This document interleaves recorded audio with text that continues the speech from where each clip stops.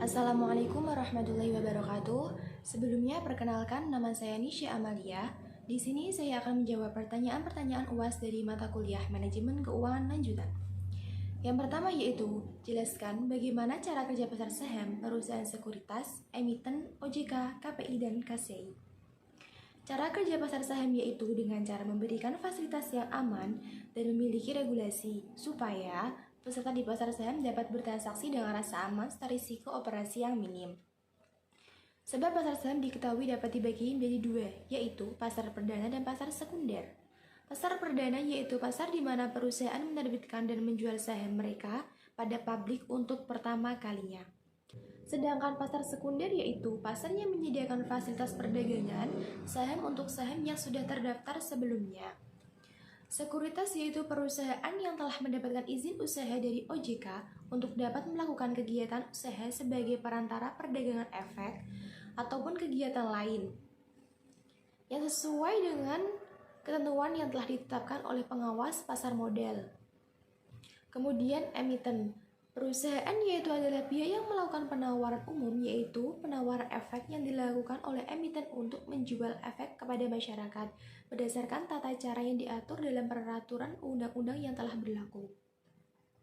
Selanjutnya yaitu OJK adalah lembaga keuangan yang independen yang dibentuk berdasarkan undang-undang yang di dalamnya mempunyai fungsi, tugas, dan wewenang pengaturan, pengawasan, pemeriksaan, dan penyidikan. Setelah itu, KPI atau Clearing Penjamin Efek Indonesia.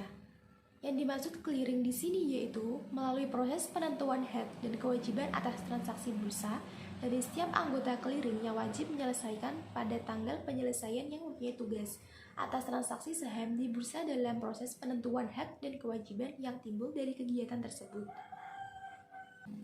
Dan yang terakhir yaitu KCI atau Custodian Central Efek Indonesia, merupakan lembaga penyimpanan dan penyelesaian di pasar modal Indonesia yang menyediakan layanan jasa kustodian sentral dan penyelesaian transaksi efek yang teratur, wajar, dan efisien yang mempunyai tugas untuk menjalankan roda kegiatan pasar modal Indonesia. Selanjutnya yaitu soal nomor 2 yaitu sebutkan dan jelaskan jenis-jenis hutang jangka panjang.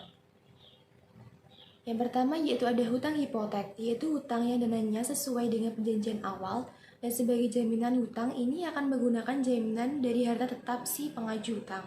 Apabila dalam situasi selanjutnya si pengaju hutang tidak dapat melunasi hutangnya, maka langkah selanjutnya adalah dengan melakukan penyitaan atau pengambil alihan barang yang telah menjadi barang perjanjian sebelumnya.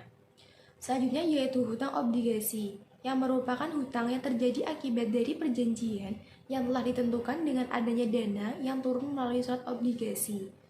Surat-surat obligasi tersebut termasuk surat-surat yang memiliki jenis dan kesesuaian dalam pengajuan hutang piutang.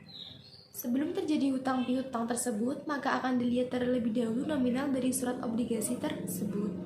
Selanjutnya, jelaskan pengertian saham preferen dan berbagai fiturnya. Saham preferen adalah bentuk campuran dari pendanaan yang menggabungkan fitur hutang dan saham biasa. Saham preferen ini memiliki kelebihan dari saham biasa dalam hal pembayaran dividen dan klaim atas aset. Jika terjadi likuidasi, klien memegang saham preferen atas aset akan berada di bawah para kreditur tetapi di atas pemegang saham biasa. Adapun fitur dari saham preferen yaitu yang pertama fitur dividen kumulatif, merupakan persyaratan yang menyatakan agar semua dividen kumulatif yang belum dibayar untuk saham preferen dibayar sebelum pembayaran dividen untuk saham biasa. Sebelum perusahaan dapat membayar dividen untuk saham biasa, perusahaan harus membayar dividen yang tertunggak untuk saham preferennya. Selanjutnya yaitu fitur partisipasi. Fitur ini memperbolehkan pemegang saham preferen untuk ikut berpartisipasi dalam pembagian laba residual perusahaan, sesuai dengan rumus tertentu yang telah ditetapkan. Para pemegang saham preferen memiliki hak untuk berbagi dalam jumlah yang sama dengan pemegang saham biasa pada setiap dividen saham biasa di atas jumlah tertentu. Kemudian ada hak suara. Para pemegang saham preferen biasanya tidak diberikan hak suara atas manajemen kecuali jika perusahaan tidak dapat membayar dividen saham preferen selama periode waktu tertentu. C. Jelaskan mengenai saham biasa dan hak-hak pemegang saham biasa. Saham biasa merupakan surat berharga komersial dalam bentuk piagam atau sertifikat yang menyatakan kepemilikan seseorang atas sebuah perusahaan, di mana pemegangnya mempunyai bukti atas hak-hak dan kewajiban yang menyangkut andil kepemilikan dalam hal laba suatu perusahaan tanpa batas. Adapun hak-hak pemegang saham biasa meliputi yang pertama, hak mendapatkan bagian keuntungan sebagai pemilik perusahaan. Sudah barang tentu pemegang saham berhak atas laba yang dihasilkan oleh perusahaan. Laba dibagikan kepada pemegang saham dalam bentuk dividen, yaitu hak mengelola dan mengontrol perusahaan.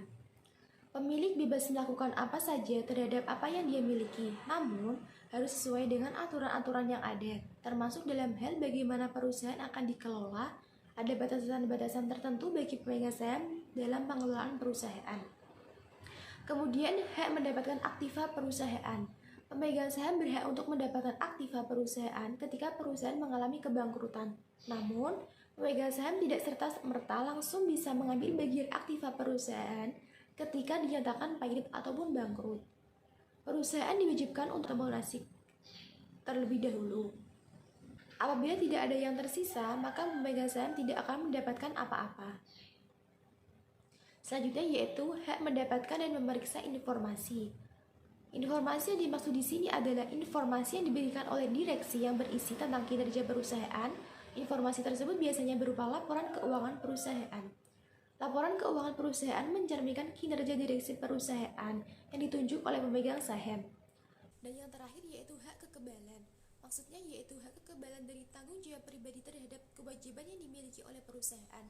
Misalnya perusahaan mempunyai hutang, pemegang saham tidak bisa dituntut oleh kreditur untuk melunasi utangnya.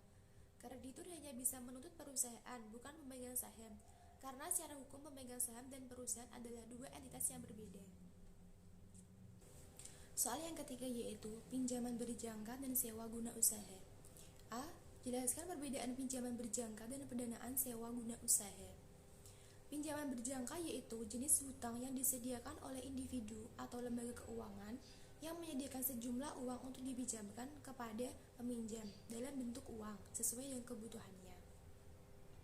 Sedangkan pendanaan sewa guna usaha yaitu digunakan oleh penyewa guna usaha atau leasing selama jangka waktu tertentu untuk mengalihkan hak penggunaan barang kepada pihak leasing dalam bentuk barang tertentu.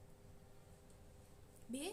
Jelaskan sebaiknya perusahaan memilih pinjaman atau sewa guna usaha untuk pemenuhan kebutuhan pendanaannya. Menurut saya, perusahaan sebaiknya memilih pinjaman untuk memenuhi kebutuhan pendanaan perusahaan karena pinjaman dapat disesuaikan untuk kebutuhan modal kerja yang bersifat musiman dan dapat dilunasi pada saat musim selesai.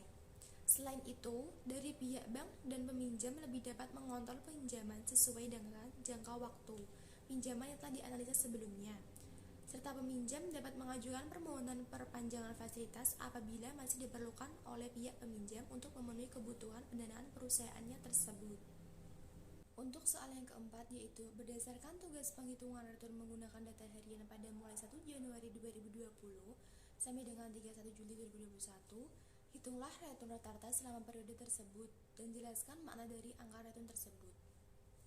Return harian pada tugas kemarin dapat dihitung dengan cara harga jual sekarang dikurangi dengan harga jual sebelumnya, kemudian dibagi harga return yang dicari atau harga return sekarang. Misalnya, jika ingin mencari harga return tanggal 6 Juni 2020, maka caranya yaitu harga return tanggal 6 Juni 2020 dikurangi harga return tanggal 3 Juni 2020, kemudian dibagi harga return 6 Juni 2020. Selanjutnya, jumlahkan semua harga return tersebut guna untuk mencari angka return rata-rata selama periode tersebut. Setelah mendapatkan hasil rata-rata return perusahaan tersebut, dapat dilihat apakah hasilnya baik atau positif atau malah kebalikannya negatif. Dari hasil tugas perhitungan 3 emiten kemarin, ternyata hasil rata-rata dari perusahaan yang saya hitung, returnnya yaitu perusahaan Arkaves Tbk mempunyai hasil akhir rata-ratanya adalah negatif 0,014. Kemudian, hasil dari perusahaan Majapahit Inti Korporat Tbk juga hasil akhirnya negatif 0,054, yang artinya perusahaan mengalami kerugian atau mendapatkan capital loss dalam periode tersebut.